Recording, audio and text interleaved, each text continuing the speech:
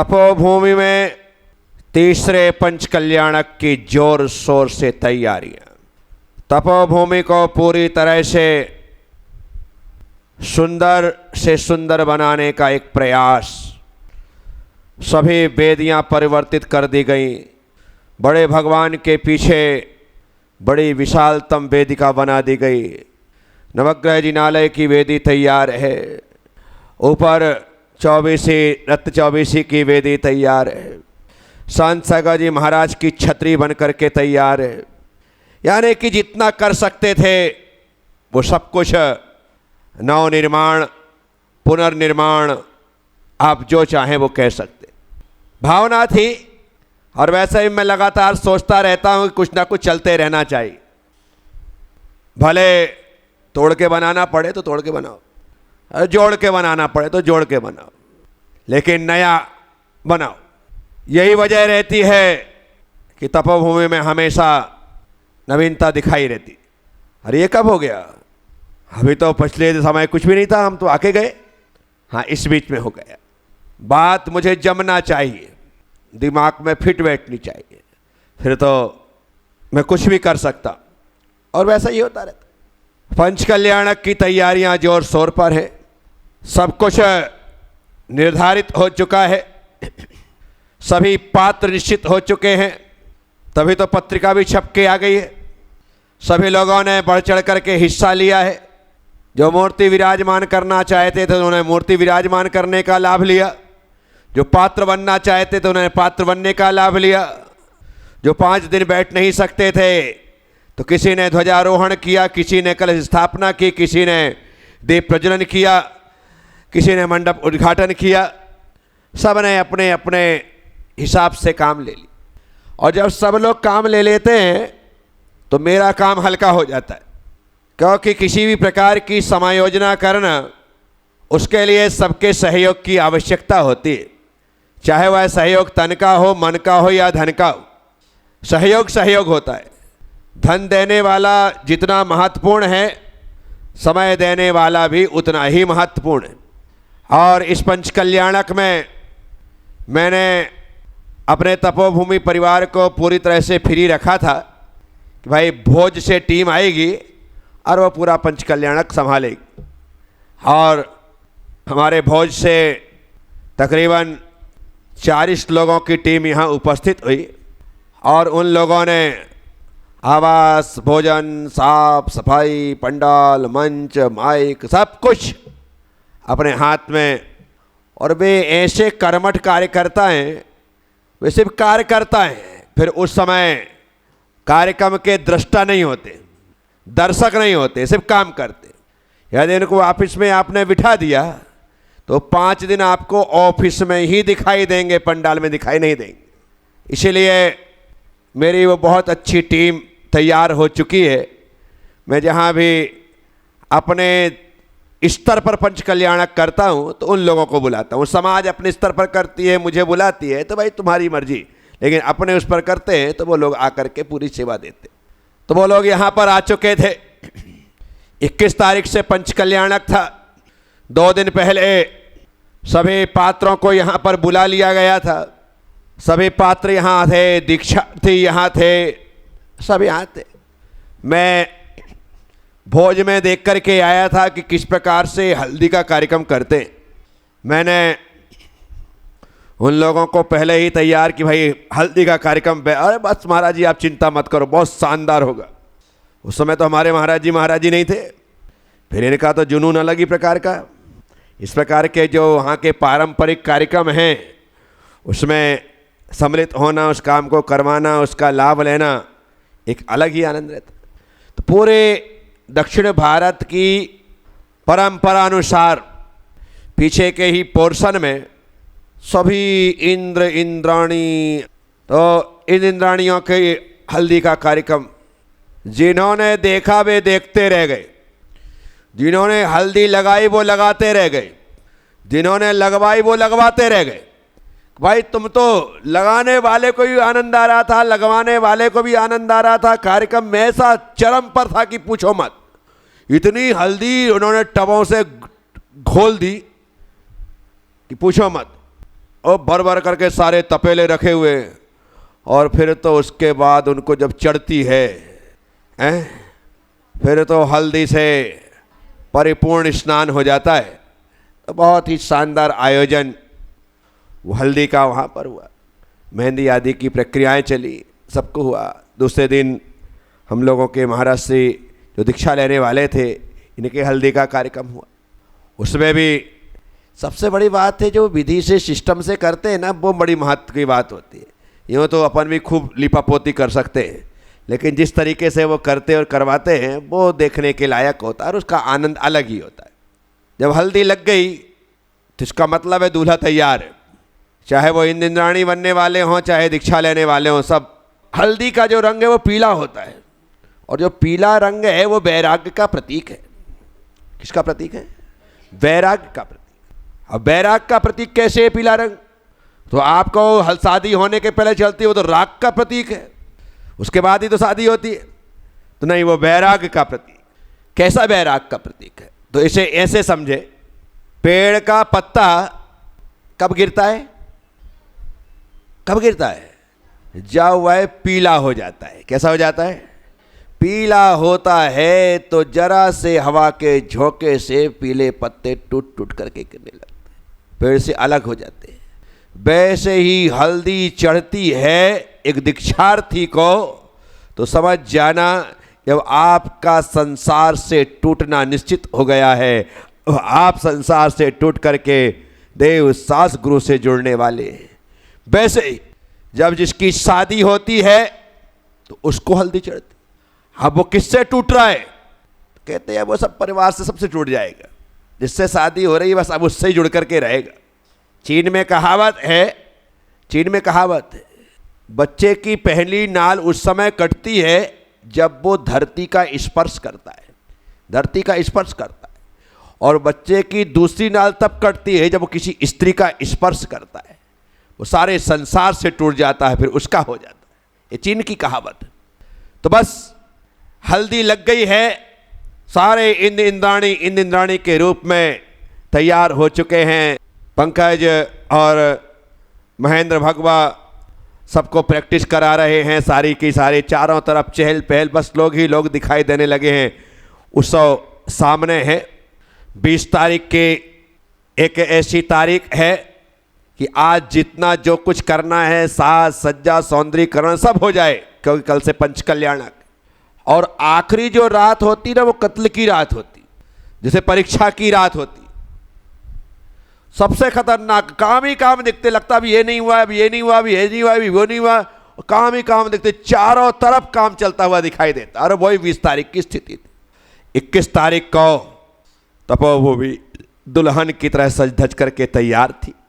सुबह पंच कल्याणक के लिए सब लोग तैयार होकर के आ गए थे। ध्वजारोहण के साथ प्रारंभ हुआ कार्य। हमारे अशोक जी जैन चाय वाले ने ध्वजारोहण किया। उसके बाद पवन दादा ने मंडप उद्घाटन किया, सुनील जी ने दीप प्रज्वलन किया, धर्मेंद्र जी ने कलश स्थापना की। ऐसे ही वह प्रक्रिया चलती रही। पहले दिन का कार्यक्रम इसी से सबको परिपूर्ण होता है, और सब कुछ यही करना होता है ना, तो समय बहुत बचता है। कहीं जाना है नहीं, अन्यथा जुलूस घट यात्रा निकालो तो दूर लेके जाओ, फिर लेके आओ तो घंटे पर उसमें, अपने यहाँ घट यात्रा यहाँ से निकालो तो वहाँ पहुँच गए। तो ये सबसे बड़ा फायदा होता है क्षेत्रों में। तो बहुत ही अच्छे तरीके से कार्यक्रम का शुभारंभ हो गया। 5 दिन का ही पंच कल्याणक था, 5 दिन क्या 4.5 दिन का ही पंच कल्याणक था।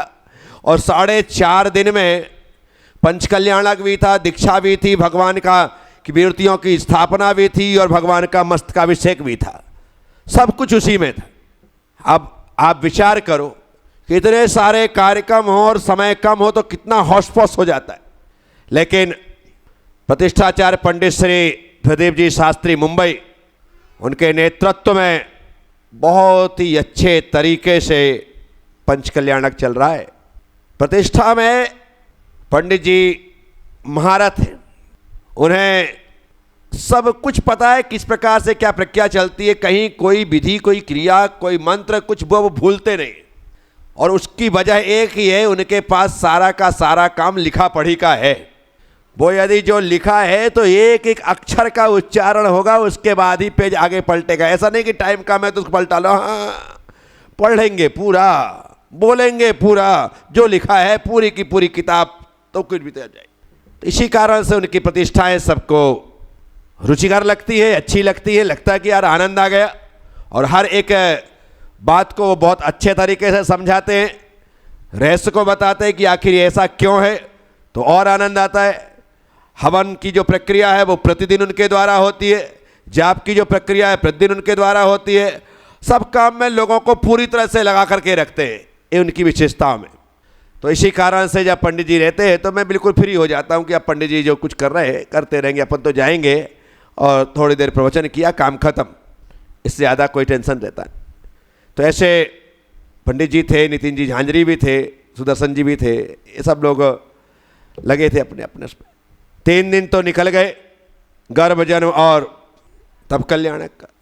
जन्म कल्याणक के लिए हमने जो पांडुशिला बनी है वहाँ पर बनाई थी, क्योंकि पहले की जो पांडुशिला थी वो भोजनशाला के सामने थी, और एक समय आया कि उसको हमने हटा दिया। बाद में अभी परमानेंट पांडुशिला बन गई है। वहाँ पर भगवान का उत्तरमुखी होकर के अभिषेक हुआ।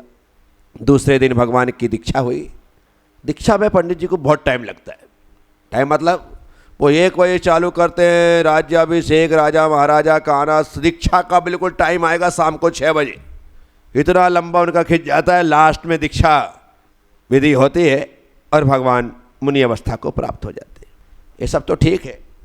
अब जिस दिन भगवान की दीक्षा, उस दिन इनका भाजन त्याग का कार्यक्रम। दीक्षा थी, एक दिन पहले क्या होता है, जो मुनि बनने वाला होता है वो खड़े होकर के आहार लेता है, जो क्षुल्लक बनने वाला होता है वो बैठ करके आहार लेता है। ऐसी प्रक्रिया है। क्षुल्लक बनेगा तो कटोरा में लेगा, एलक बनेगा तो हाथ में लेगा, मुनि बनेगा तो खड़े होकर के लेगा। वो उसको कहते हैं भाजन त्याग। क्या कहते हैं? भाजन मतलब होता है बर्तन। आज से मैं सभी प्रकार के बर्तनों का त्याग करके हाथ में करपात्र में आहार का शुभारंभ कर रहा हूँ। तो एक दिन पहले ही भाजन त्याग हो जाता है। एक दिन जब क्षुल्लक बनता है, कटोरा रख लिख करके सभी बर्तनों का त्याग कर देता है, फिर कटोरे में ही भोजन करूँगा, बाकी सब बर्तनों का त्याग। तो ये सब प्रक्रिया होती। तो इसके लिए इन लोगों ने वह भाजन त्याग की प्रक्रिया में शामिल हुए और बहुत अच्छे तरीके से इन लोगों के आहार एक दिन पहले इस विधि के साथ संपन्न करवाए गए। इसके पहले जिस दिन भगवान का जन्म कल्याणक था, सुबह यहाँ जन्म कल्याणक हुआ, उसी दिन उज्जैन में ऐतिहासिक रूप से बारात निकाली गई थी। क्या निकाली गई थी? बारात निकाली। उसके बाद फिर लोगों ने उसका अनुसरण किया। अनुसरण ही किया, वैसी बारात नहीं निकली। जो ऐतिहासिक बारात भगवान शांतिनाथ की, और शांतिनाथ युवराज बनने का सौभाग्य भाई समय दिनेश जी सुपर फार्मा को प्राप्त हुआ था। वो लड़का अविवाहित था, तू ही बन जा बेटा, भगवान बनने का अवसर मिले तो कौन छोड़। और लक्ष्मी नगर से निकली हुई वह बारात शहीद पार्क होते हुए अपने टावर में आई, और टावर से होते हुए बोर्डिंग में जाकर के वो अपने आप की एक स्वर्ण अक्षरों में लिखी गई बारात हो गई कि उज्जैन का एक ऐतिहासिक कार्यक्रम। यानी कि लोग कहते हैं कि महाराज जी आप रहोगे, तो नहीं, मैं नहीं था तो भी शानदार कार्यक्रम था क्या? मैं नहीं था, लेकिन ऐतिहासिक जगह जगह चौराहे चौराहे पर स्टेज बने, लोगों ने स्वागत सत्कार किया, और बिल्कुल ऐसे ही लग रहा था कि जैसे हमारे भगवान जिनेंद्र की मंगलमय बारात निकल रही। अद्भुत आयोजन था वह। भगवान की वह बारात देखने के लायक थी, तारीफ है। फिर बारात निकल गई। दूसरे दिन दीक्षा का भाजन त्याग हो गया, भगवान की दीक्षा हो गई, सब कुछ हो गया। अब चौथे दिन था इनके दीक्षा का कार्यक्रम। भगवान का आहार भी होना है, इनकी दीक्षा भी होना है, कितने सारे कार्यक्रम हो जाते हैं। सब संभव थोड़ी है। उसमें आहार दान का लाभ राजा श्यांश बन करके राजनीति के लिए लाभ हमारे ऋषभ जी जैन भवानी मंडी उन्होंने प्राप्त किया था, परिवार के साथ आकर के भगवान को आहार दिया था। अब दीक्षा का जो आयोजन था, क्या पब्लिक आई, जगह नहीं तपोभूमि में पांव रखने की। पीछे का पंडाल पीछे तक खचाखच भरा है। जो जहां बैठ गया बस वो बैठ गया, अब वो उठ सकता नहीं। यदि उठ जाए तो वापिस आ सकता नहीं। अब ऐसी स्थिति में कई लोगों ने कितने उपसर्ग सहन किए, 1 नंबर 2 नंबर के, वो तो वही जानते हैं कि अब कुछ भी हो सहन करना। गर्मी की दीक्षा थी, प्यास आदि अलग अलग, लेकिन ठंडक वहाँ पर कर रखी थी, सब प्रकार से सुविधाएं थी। दीक्षा का कार्यक्रम वो भी सुबह ही रखना पड़ा, दीक्षा भी अपने को, क्योंकि दोपहर में भगवान को केवल ज्ञान कल्याण की वो प्रक्रिया थी, भगवान बनाना है। मैं अपनी लाइफ में पहली बार दीक्षा दे रहा था। क्या लाइफ की ये पहली बार दीक्षा थी, क्योंकि मैं आचार्य बना ही अभी था, तो दीक्षा पहले कहाँ से दे देता। अब आचार्य बन करके पहली बार दीक्षा देने का मुझे भी एक अलग ही उत्साह था कि मैं पहली बार दीक्षा दे रहा हूँ। इन लोगों को भी एक अपना अलग से ही उत्साह था कि हम दीक्षा ले रहे। मुनि श्री शांत तीर्थ जी महाराज जो सुभाष मुराबट्टे थे, उनको मैंने मुनि दीक्षा दी। मेरे दीक्षित शिष्यों में सदा सदा पहला नाम हमारे मुनि श्री शांत तीर्थ जी महाराज का ही रहेगा। प्रथम शिष्य के रूप में इन्होंने जो सेवा की, जो उसका फल इन्हें प्राप्त, और प्रथम दीक्षित मुनि शांत तीर्थ जी महाराज हो गए। उसके साथ ही सौधर्म भैया, छोटी सी उम्र और क्षुल्लक दीक्षा की तैयारी, मैंने इन्हें क्षुल्लक बना दिया और क्षुल्लक बना करके नाम रख दिया क्षुल्लक श्री प्रिय तीर्थ। क्या इनका नाम ही मुझे प्रिय था, सौधर्म, फिर ये भी प्रिय थे, इनका शानदार मुखमंडल, आभा मंडल, तो मैंने कहा इससे अच्छा कोई नाम नहीं हो सकता, प्रिय तीर्थ इनका नाम रखा। हमारे बाबा जी जिनका पूर्ण जीवन मेरे चरणों में समर्पित, दीक्षा लूँगा तो आपसे, नहीं तो नहीं लूँगा किसी के बाप से। मर जाऊँ, लेकिन कितने साधु संत यहाँ पर आए, सब बोलते रहे मेरे गुरुदेव है, उन्हें को देना होगा तो वो देंगे, अन्यथा नहीं देंगे, ऐसे दृढ़ता। फिर उसके पहले वो सुमति माता जी का संग आ गया था। किसका संग आ गया था? अपने से 1 महीने पहले ही संग आया था, संग आ गया था। और संग आने के कारण से उनके संग में सारे बुढ़े बुढ़े बिल्कुल सब 80 प्लस, और संग जो है इतना विशालतम, 18, 20, 22 पिच्छियाँ, और सब में सिखा जी जा रहे, और सब लोगों में बड़ा उत्साह है। वो 80 साल की माता जी को हमारी सुमति माता जी तत्वार सूत्र पढ़ाती, 4 सूत्र पढ़ाती और परीक्षा लेती, चलो परीक्षा दो। जिन्होंने बचपन में ही कलम पकड़ी होगी वो कलम पकड़ कर एग्जाम देती, पता लगता कि 8 दिन बाद समाधि हो गई। ऐसी तो अवस्था में उनको देख करके, उनकी सेवा को देख करके, क्योंकि वो माँ बेटी है शुभमती और स्वस्तिमती। स्वस्तिमती माता जी का भी पिछले 26 तारीख को 100वां जन्म जयंती महोत्सव सम्मेद शिखर जी में मनाया गया। 100वां जन्म, 100 साल की हो गई और अभी भी पूरी बढ़िया मजबूत है, पूरी मजबूत है। माता जी को, सुमति को गाइडेंस देना, समझाना, सब माना कि गणनी यारिका सुमति है, लेकिन पूरी तरह से स्वस्तिमती माता जी अपनी बेटी को अर्थात सुमति माता जी को पूरी तरह से मार्गदर्शन निर्देशन देते हुए काम करते। वो संग मैंने देख लिया। अब वो संघ को मैंने देखा कि यार जब ये इतने बुढ़े बुढ़ों को दीक्षा दे करके इनका उद्धार कर रहे हैं तो इन्होंने क्या बिगाड़ा बेचारों ने, इन्होंने क्या बिगाड़ा। मैंने कहा नहीं, उद्धार तो इनका भी होना चाहिए। अब मैंने कहा बाबा जी आपकी दो, बाबा जी का दे दो, आपको यदि देना तो दे दो, अपने कोई मनाही है ही नहीं। और बाबा जी ने दीक्षा ले ली और दीक्षा लेकर के इनको गुलजारी बाबा से मैंने नाम रख दिया क्षुल्लक पूर्ण तीर्थ, कि इनकी इच्छा पूर्ण हो गई। क्या हो गई? इसलिए पूर्ण तीर्थ रख दिया। हवे बाजू में बैठी है शांत प्रज्ञा मोती रानी, क्या पूरा चतुर्मास हमारे साथ किया, बीरसेन जी के साथ यहीं पर रहते थे, ठुमक ठुमक के चल चल के आ जाते थे। ठुमक ठुमक के मतलब पाँव सीधे होते नहीं थे, चल के आती थी, ऊंचा बैठती थी। मैंने प्रवचन दिया नहीं तो उस दिन से नीचे बैठने लगी। बराबर तरीके से यहीं पर रह करके सब धर्म ध्यान करते थे और रहते थे। चतुर्मास यहीं किया। मैंने कहा कि दीक्षा ले लो, तैयार हो गए। वीरसेन से कहा कि दे दो, बोले दे दो, वो भी तैयार हो गया। अन्यथा कहते नहीं मैं उस पर जाऊँ उसके बाद लेना, ऐसा बोल सकते हैं, लेकिन उन्होंने भी दीक्षा की परमिशन दे दी। बोले मैं बाधा क्यों बनूं, ये तैयार हो गए। और तैयार होने के बाद इनकी भी दीक्षा हो गई और मोती रानी शांत प्रज्ञा माता जी बन गई और आज यहाँ पर विराजमान है।